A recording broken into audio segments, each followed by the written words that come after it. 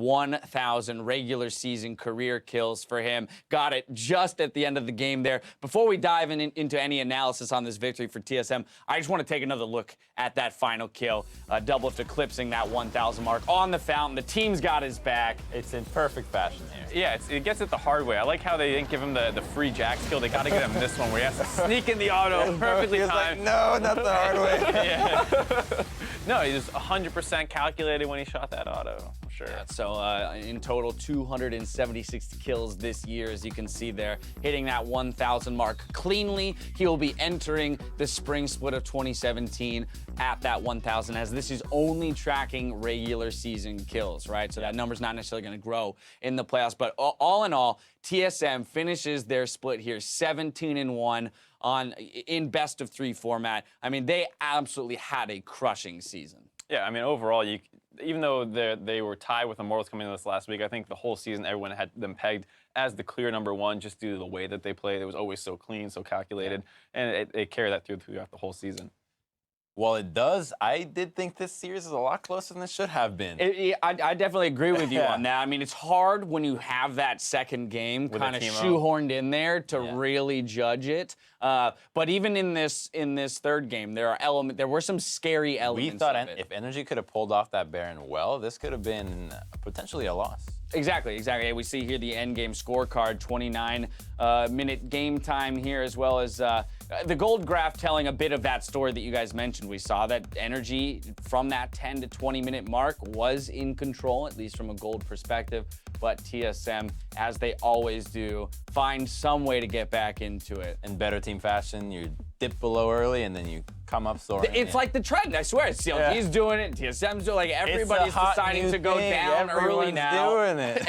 and prove. It's like they have something they need to prove. I hope this fad ends before we get to Worlds or anything. Like, it's not the best NA trend I've seen.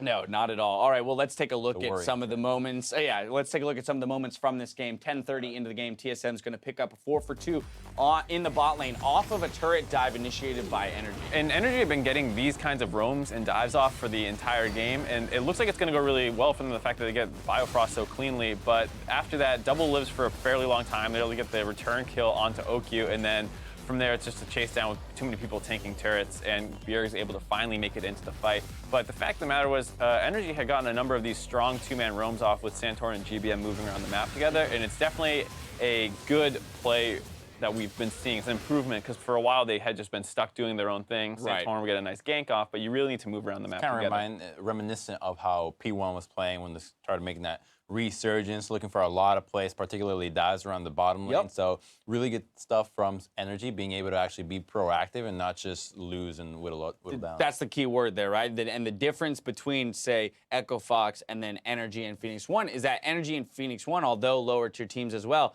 are at least being proactive, right? And that's where the few more wins that they've accrued over this split have come from. Now, I want to go to our next replay because it ties into this roaming point that you just made. 12:30 into the game in the mid lane, 2 for 0 for NRG, made possible by the fact that they had roamed so often. Right, I love this play because GBM and Santorin had back into the bot side jungle for what was probably the second, third, fourth time in a row, and then instead they cut back to mid and cut off Bjergsen and Svenskeren, who were trying to push out the mid wave in response and follow whatever play they thought was heading bot side. Right. Instead, I like that NRG swing back mid, see that they're out of position, and because there's no vision control from the fact that they kept going bottom, they're able to get that clean kill off.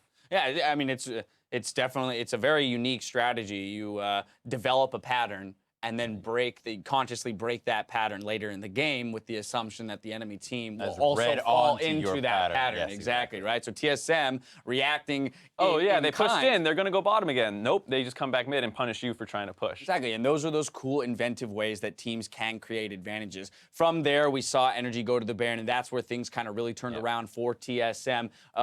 Picking up some kills, NRG not able to decide, do we finish it, do we dance, do we peel, whatnot. Svenskeren, though, at the end of the day, is going to pick up player of the game. 100% kill participation, got the ball rolling for a lot of the members of the team. We saw in the defense of that turret dive some good target selection by him for who the turret was also hitting, zeros out OHQ. And going on his trademark rek'sai, you know, he's always picking rek'sai when it comes down to, all right, we're not really sure what the other team's going to bring out. We just want to go with a safe composition here. Just go with the rek'sai. You know exactly what you're getting, and you know he's going to go off every time. I don't think we've seen a particularly bad showing out of his rek'sai so far, and he's just able to be at so many places at the right time. The CC and combination that he's able to put on the map for his team is just unparalleled. Yeah, almost never in the wrong position. Despite the fact that NRG was getting these dives off, he was always either right behind them or already there. So that was why this game wasn't blown open from the fact that they had tempo from mid. Okay, TSM 17-1 on the split, our first seed into the playoffs.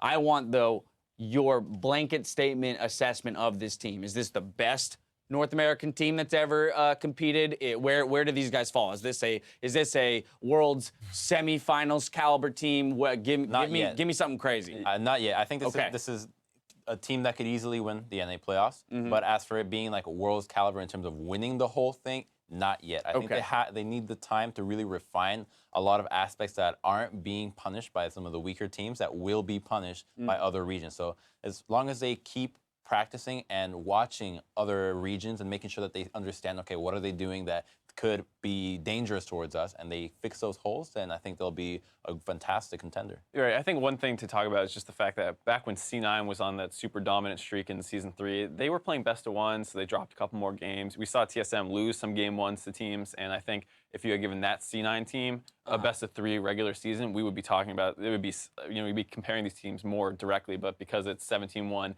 in a best of 3 format, we've seen them adapt and control over the course of the season, so I'm not trying to say they look more dominant than they are, but it was just 2 different landscapes, so I'm not sure it's 100% the best team we've ever seen. It's tough because a best-of-3 format benefits teams that are good. Right? Yeah. The idea is that you could lose a one-off game, but you still get the opportunity to run it back and take the overall series, whereas in the case of C9, you lose a fluke game, that's it. It was the one-and-done situation, so it doesn't necessarily protect the better teams. And you can just look at last night with Immortals getting hit with the Mord in Game 1. The fact of the matter is, like, if that's a best-of-1 season, like, boom, that's it, you got cheese. Same thing with TSM themselves in their series against Echo Fox, where Echo Fox took the first game, TSM won the second too. So exactly. So either way, just wanted to get your guys' assessment of TSM. Either way, they're walking into the playoffs with a 17-1 record and a #1 seed. We're headed for a break, but when we come back, it's Liquid versus Cloud9 in our second match of the day. Stick around. We'll be right back.